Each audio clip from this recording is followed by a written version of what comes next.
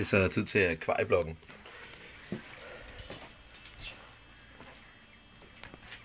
Indtil videre ser det altså tæt ud. Vi har fyldt vand i dag. Det er den 19. eller 20. Hvad kan den være? 21. er det i dag. Og der hvor vi havde problemer sidst, var hernede i kanten hernede. Men som vi kan se,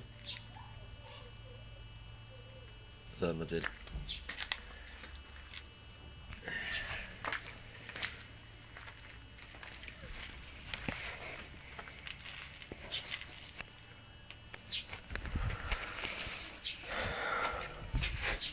...200 liter vand. Det var meget vi har med på verdens grimmeste tv-møbel. TV-møbel, det har sådan en sprosse på bagsiden, som gør det virkelig står stabilt. Og jeg har testet det en gang med hensyn til vægt, så jeg ved det godt.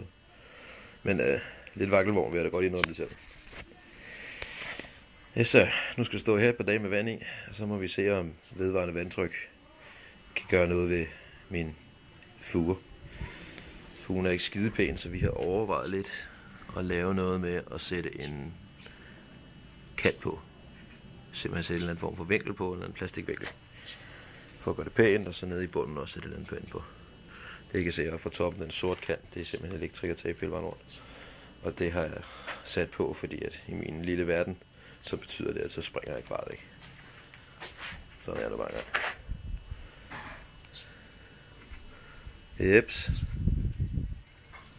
Vand i akvariet. Sådan det. Slut herfra.